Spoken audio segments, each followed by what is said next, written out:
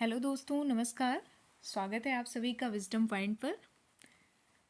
दोस्तों, हम देख रहे हैं करंट अफेयर की एक श्रृंखला जिसमें आज हम देखेंगे आर्थिक क्षेत्र से जुड़े महत्वपूर्ण बिंदुओं को।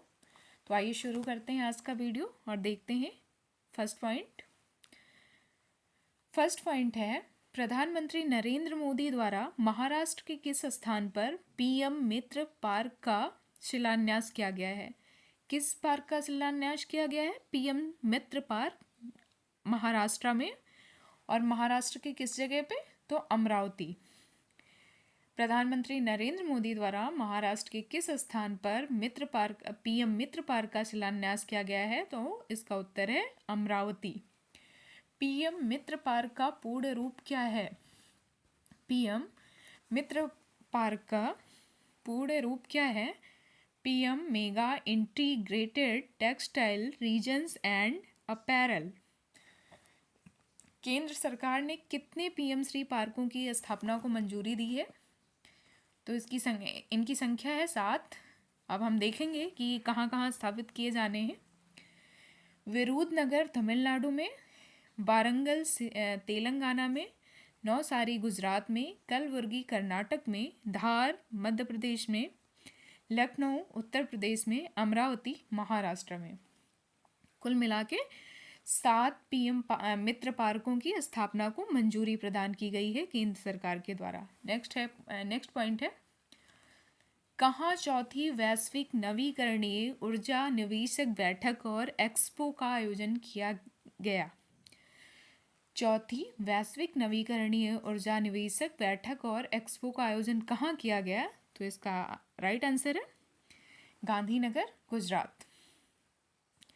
किस केंद्रीय मंत्रालय द्वारा इसका आयोजन किया गया? नवीन और नवीकरणीय ऊर्जा मंत्रालय के द्वारा। नेक्स्ट पॉइंट है, किस मंत्रालय द्वारा विश्वस्त ब्लॉकचेन टेक्नोलॉजी स्टैक लॉन्च किया गया? किस मंत्रालय के द्वारा विश्वस्त ब्लॉकचेन टेक्नोलॉजी स्टैक लॉन्च किया गया? तो इसका राइट आंसर है इलेक्ट्रॉनिक और सूचना प्रौद्योगिकी मंत्रालय। इसका उद्देश्य क्या है? ब्लॉकचेन एज अ सर्विस प्रदान करना। नेक्स्ट पॉइंट, 27वां राष्ट्रीय ई गवर्नेंस सम्मेलन 2024 का आयोजन कहाँ किया गया? इम्पॉर्टेंट फैक्ट है, 27वां राष्ट्रीय ई गवर्नेंस सम्मेलन 2024 का आयोजन कहाँ किया गया? तो ये आयोजित किया गया मुंबई में। इस सम्मेलन में ई गवर्नेंस में जिला स्तरीय पहल श्रेणी में गोल्ड अवार्ड उत्तर प्रदेश की किस परियोजना को प्रदान किया गया? यूपी स्पेशल की दृष्टि से ये बहुत ही महत्वपूर्ण क्वेश्चन है। इस सम्मेलन में ई गवर्नेंस में जिला स्तरीय पहल श्रेणी में गोल्ड अवार्ड उत्तर प्रदेश की किस परियोजना को प्रदान किया गया? तो इसका राइट आंसर है लैब मित्र। नेक्स्ट है, लैब मित्र पहल कहाँ पे शुरू की गई?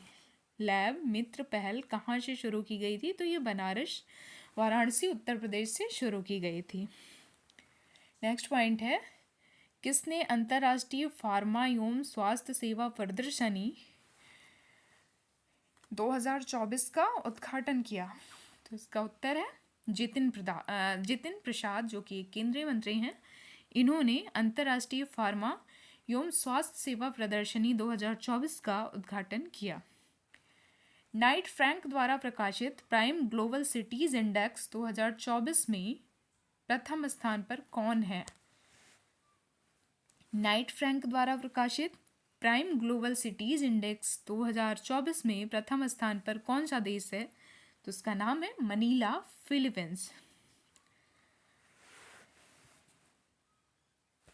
Next point, prime global cities index में द्वितीय स्थान पर कौन सा शहर है?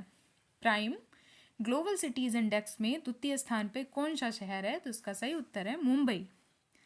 सांख्यिकी और कार्यक्रम कार्यान्वयन मंत्रालय ने किस शीर्षक वाली अपनी पुस्तिका जारी की है? सांख्यिकी और कार्यक्रम कार्यान्वयन मंत्रालय ने किस शीर्षक वाली अपनी पुस्तिका जारी की है? तो इस पुस्तिका का नाम है भारत में महिलाएं और पुरुष 2023। इस पुस्तिका का कौन सा संस्करण जारी किया गया है? तो 25वां। इसके अनुसार भारत में वर्ष 2036 में लिंगानुपात कितना होने की उम्मीद है? 2036 तक भारत का लिंगानुपात 952 होने की उम्मीद है। नेक्स्ट पॉइंट है, वर्ष 2036 तक भारत की जनसंख्या कितनी होने की उम्मीद है? तो वर्ष 2036 तक भारत की जनसंख्या 150 करोड़ पार कर जाएगी और भारत की जनसंख्या हो जाएगी, ऐसा अनुमान व्यक्त किया जाता है कि भारत की जनसंख्या 2036 तक 152.2 करोड़ हो जाएगी। किस देश की मेज़बानी में प्रथम बिम्स्टेक व्यापार शिखर सम्मेलन का आयोजन किया गया? किस देश की मेज़बानी में प्रथम बिम्स्टेक व्यापार शिखर सम्मेलन का आयोजन किया गया? ये आयोजन 6 से 8 अगस्त 2024 को हुआ और ये शिखर सम्मेलन भारत में आयोजित किया गया। वर्ष 2024 की फॉर्च्यून ग्लोबल 500 सूची में शीर्ष स्थान प्राप्त करने वाली कंपनी कौन सी बनी है? फॉर्च्यून ग्लोबल के अनुसार शीर्ष 500 लोगों में कौन सी कंपनी पहले स्थान पे है? तो इसका नाम है वॉलमार्ट। वर्ष 2024 की फॉर्च्यून ग्लोबल 500 सूची में कितनी भारतीय कंपनियों को शामिल किया गया है? तो इसमें 9 भारतीय कंपनियां शामिल हुई हैं। शीर्ष रैंक वाली भारतीय कंपनी के रूप में किसने अपना दर्जा बरकरार रखा है? तो रिलायंस इंडस्ट्रीज लिमिटेड, जिसका स्थान है इस सूची में 86वां। 500 लोगों की जो सूची जारी की गई उसमें रिलायंस इंडस्ट्रीज लिमिटेड भारत की तरफ से शीर्ष स्थान पे है, लेकिन ओवरऑल रैंक इसकी 86वीं है। कौन सा राज्य किसानों से सभी फसलें न्यूनतम समर्थन मूल्य पर खरीदने वाला देश का पहला राज्य बना है? बहुत ही इंपॉर्टेंट क्वेश्चन है।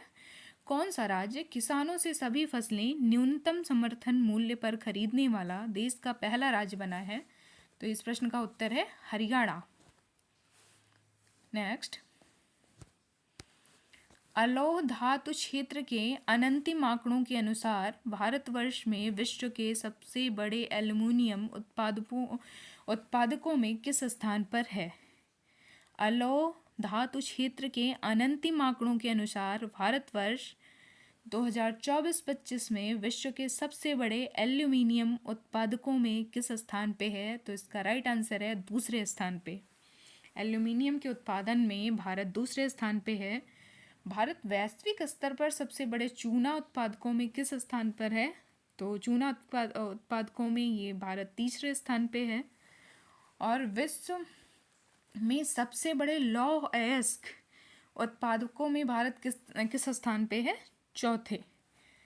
तो इसको ध्यान देना है कि एल्युमिनियम उत्पादक में भारत दूसरे स्थान पे है, चूना उत्पादक में भारत तीसरे स्थान पे है और सबसे बड़े लौह अयस्क उत्पादकों में भारत चौथे स्थान पर है। WTO की विश्व व्यापार सांख्यिकी 2023 रिपोर्ट के अनुसार भारतवर्ष 2023 में वैश्विक कृषि उत्पाद निर्यात में कौन से स्थान पर रहा है? तो भारत का स्थान रहा है 8वां।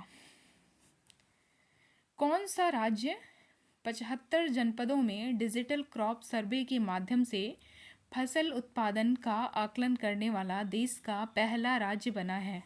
Important question. कौन सा राज्य 75 जनपदों में डिजिटल क्रॉप सर्वे के माध्यम से फसल उत्पादन का आकलन करने वाला देश का पहला राज्य बना है? तो इस प्रश्न का राइट आंसर है उत्तर प्रदेश। नेक्स्ट, किस राज्य सरकार ने भारत का पहला चावल ATM लॉन्च किया है? Very important question. किस राज्य सरकार ने भारत का पहला चावल ATM लॉन्च किया है? तो इसका उत्तर है उड़ीसा। नेक्स्ट, इस ATM का क्या नाम है जो 5 मिनट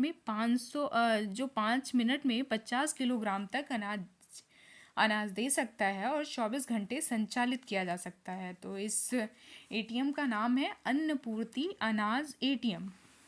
नेक्स्ट, किस पत्तन पर भारत की पहली एकीकृत कृषि निर्यात सुविधा स्थापित की जाएगी? वो कौन सा पत्तन होगा जहाँ पे भारत की पहली एकीकृत कृषि निर्यात सुविधा स्थापित की जाएगी, तो उसका नाम है जवाहरलाल नेहरू पत्तन, मुंबई। उत्तर प्रदेश को $1 ट्रिलियन की अर्थव्यवस्था के रूप में रूपांतरित करने के उद्देश्य से किस विधेयक के मसौदे को मंजूरी प्रदान की गई है? उत्तर प्रदेश सरकार को $1 ट्रिलियन की अर्थव्यवस्था के रूप में रूपांतरित करने के उद्देश्य से किस विधेयक के मसौदे को मंजूरी प्रदान की गई है? तो उसका राइट आंसर है उत्तर प्रदेश नोडल विनिधान रीजन विनिर्माण क्षेत्र विधेयक 2024। इस कानून को लागू करने वाला उत्तर प्रदेश देश का कौन सा राज्य बनेगा?